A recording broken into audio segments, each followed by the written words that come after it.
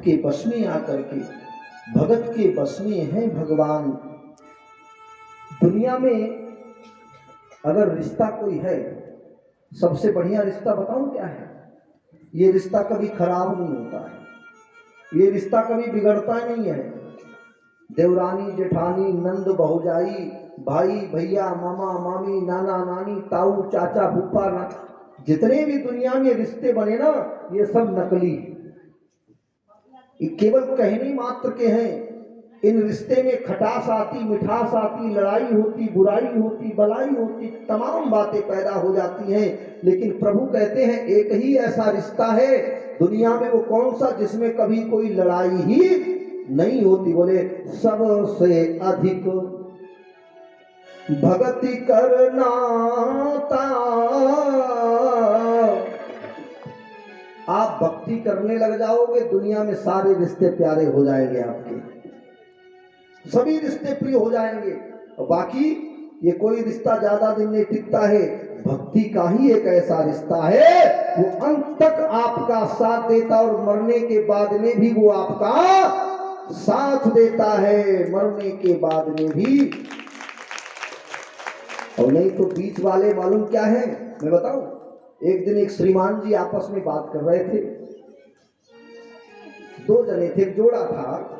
मैं जा रहा था, उस बंदे ने कहा अपने चाहने वाले को कि मैं तुम्हें अपनी जान से ज्यादा प्यार करता हूं।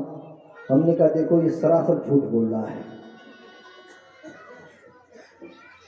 मैं थोड़ा खड़े होकर सुनने लगा। हमने कहा लाओ इसकी बात सुनने, कहेगा क्या। बोला मैं आपको अपनी जिंदगी से ज्यादा चाहता हूं। अरे बाप रे बाप, कितना अच्छा आदमी है, बताइए। बोला मैं अपनी जान से ज्यादा मैं तुम्हें प्यार करता हूं, तुम चाहो तो मैं अपनी जान दे दूं। मैंने कहा अब मैं क्या करूं, मामला गंभीर हो जाएगा, नहीं तो मैं इससे पूछूं और अभी मैं इसको अपना सिस्टम बुक ले, तू जान दे के देख, देखो कितना लगता है। खैर ये कोई रिश्ते टिकने वाले नहीं है। आज का युग मालूम प्रेम कितना रह गया है। मैंने जीवन में 36 साल हो गया इस दुनिया को देखते देखते। मैं 36 वर्षों से इस भारत को देख रहा हूँ, लोगों की क्रियाकलाप को देख रहा हूँ। अब तो केवल जिंदगी मोमोज, फिंगर, चाउमीन, चटनी पे टिक गई है। बोलो जय श्री कृष्णा। बस यहीं तक सेवा है।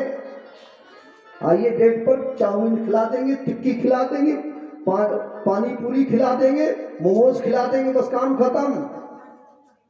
प्यारे, इससे जीवन नहीं कटने वाला है। बीचई मिले, सुनिए कैसे रिश्ते हैं। बीच ही मिले बीच छुटी गई हैं।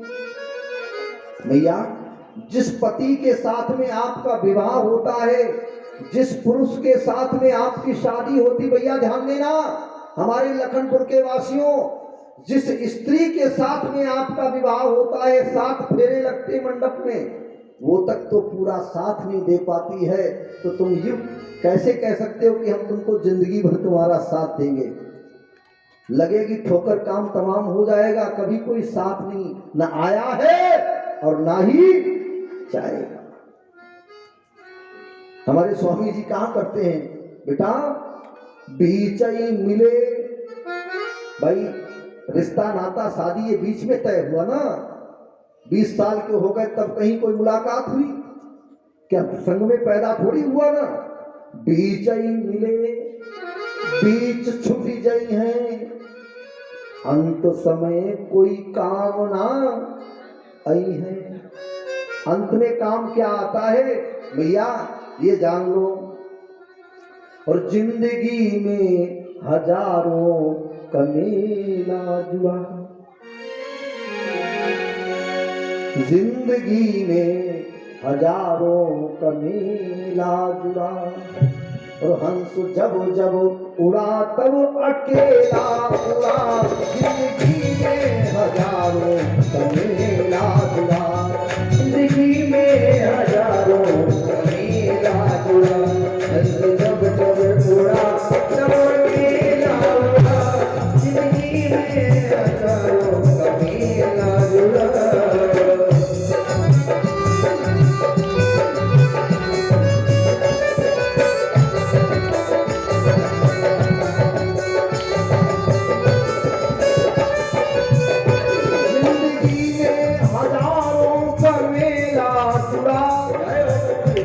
जिंदगी में हजारों का मेला जुड़ा, हंस जब जब उड़ा तब अकेला उड़ा।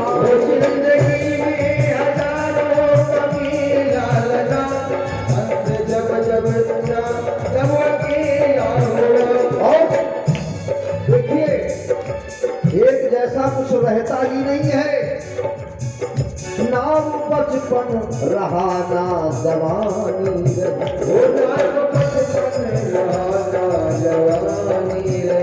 नाम बचपन रहा ना जवानी रही, बस तू हर एक यहाँ आनी जानी रही, नाम बचपन रहा ना जवानी रही।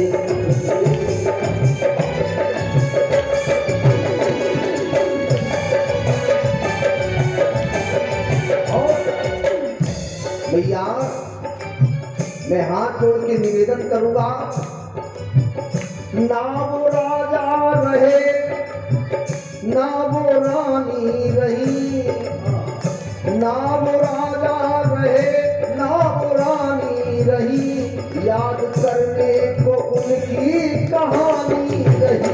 ना वो राजा रहे ना वो रानी रही, याद करने को बस कहानी रही। इसलिए कहना पड़ता है भैया, 4 दिन के लिए झमेला, वो 4 दिन के लिए झमेला लगा, 4 दिन के लिए झमेला रहा, हंस जब जब उड़ा तब अकेला उड़ा।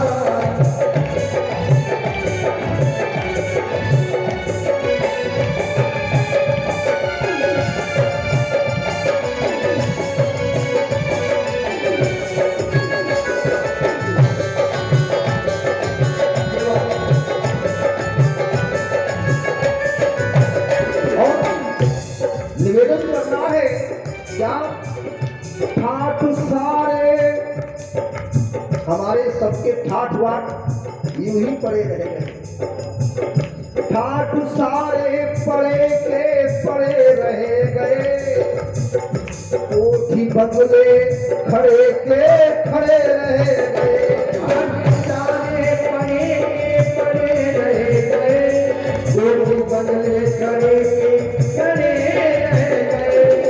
और सब नगीने जड़े के जड़े रह गए,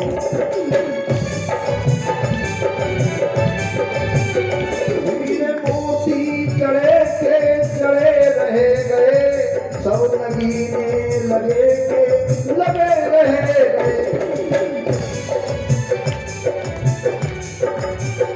और मिला क्या, अंत में लखपति को नधेला रहा, अंत में लखपति को नधेला रहा, हंस जब जब उड़ा तब अकेला उड़ा।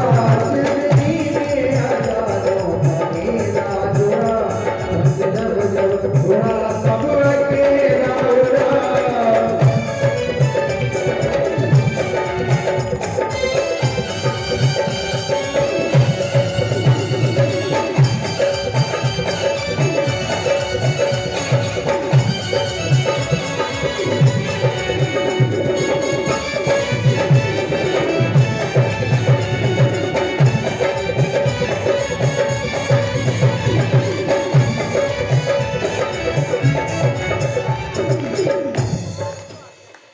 तो भैया इस दुनिया में आए हैं तो एक काम करना है मुझे, आया है सो जाएगा राजा रंग फरी फकीर, कोई सिंहासन पर चढ़ो तो कोई बांधा गया जंजीर। भैया भगवान को एक ही चीज प्यारी है, बोले सबसे प्रिय भक्ति कर नाता, मुझे भक्ति से बड़ा प्रेम है, भक्ति से बड़ा लगाव है। बोले मैं वैकुंठ में नहीं रहता हूँ, न मैं ऋषि मुनियों के हृदय में रहता हूँ, भगवान ने कहा। फिर कहाँ रहते हैं? बोले ना हम बसामि वैकुंठे योगी नाम हृदय न च मद भक्ता यत्र गायन्ति तत्प्रतिष्ठा नारद। हे नारद, मैं वहीं रहता हूँ जहां पर मेरे नाम का, मेरे गुणगान होता है, मेरे नाम का संकीर्तन होता है, जहां पर मेरे नाम की चर्चा होती है। भगवान कन्हैया गोविंद त्रिलोकीनाथ आकर के वहीं पर विराजमान हो जाता है। बोलो कृष्ण कन्हैया लाल की। आगे की वृत्तांत में सुखदेव जी बताते परीक्षित को, भगवान कन्हैया ने धीरे धीरे कंस के तमाम राक्षसों का वध कर दिया। इधर एक दिन कंस अपने दरबार में बैठा है, चिंता कर रहा है। देवर्षि नारद जी ने कहा, कंस तू आज इतना उदास क्यों है, परेशान क्यों है? तो कंस ने कहा, गुरुदेव अब आपसे ज्यादा बढ़िया कौन जान सकता है, आप तो गुरु हैं, और गुरु एक ऐसा होता है जो त्रिकाल सर्वज्ञ होता है, तीनों लोगों का ज्ञाता होता है, तीनों कालों का ज्ञान रखता है, जो भूत भविष्य वर्तमान तीनों का ज्ञान रखता है। आप ही जानते हो मेरे हृदय की पीड़ा क्या है। तब नारद बाबा ने कहा, कंस तुम एक काम करो, अपने मंत्री को भेजो। कहां? वृंदावन। और अपने मंत्री को रथ के सहित भेज करके कृष्ण, बलराम और ग्वाल वालों, नंद बाबा सहित सभी को यहां मथुरा में बुला लो, आपका काम हो जाएगा। जब दुश्मन तुम्हारे घर में आ जाएगा, आवाज कहे जाती है। अच्छा, थोड़ी देर के लिए मशीन बंद करा दो, कि बहुत डिस्टर्ब कर रही मुझे। इस मशीन से बड़ा मुझे अजीब सा लग रहा है। हाँ, कल के बाद में खूब मशीन चलाए। बोले वृंदावन बिहारी लाल की। आज भगवान कन्हैया और बलराम जी को जो है प्यारे बुलवा लीजिएगा, तो कंस ने वही काम किया। नारद बाबा बता के चले गए। इधर कंस ने अक्रूर जी को बुलाया। कंस के मंत्री का नाम था अक्रूर। अक्रूर को बोला और कहा, भैया मेरे कारण, मेरे निमित्त, हे मंत्री देखो, लोग क्या करते, कभी कभी अपना काम बनाने के लिए, एक कहावत है हमारे यहाँ, हम लोग ब्रजवासी कहाँ करते हैं कि अपना काम बनता हो तो गधे को भी बाप बना लिया जाता है? तो आज राजा कंस जो है मंत्री अक्रूर की खुशामद कर रहा है। कह रहा, भैया मैं आपके हाथ जोड़ूं, एक काम कर दो। बोले क्या? बोले मेरे कारण, मेरे निमित्त वृंदावन शीघ्र चले जाओ, मेरे कारण, मेरे निमित्त।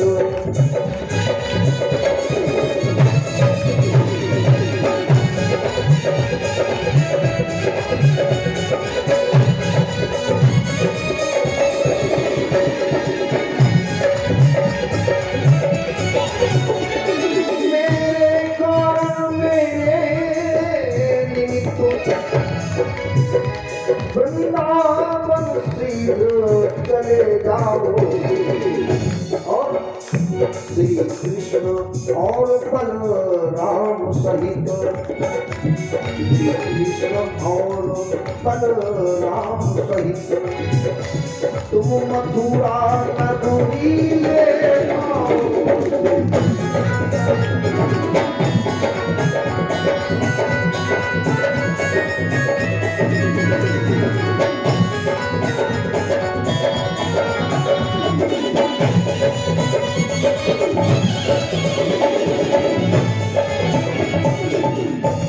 वृंदावन चले जाओ, वहां से कृष्ण बलराम आदि को लेकर के आप मथुरा में आ जाओ। अक्रूर जी महाराज ने अपना रथ तैयार किया। दोपहर के बाद में, तीसरे पहर में चले मथुरा से वृंदावन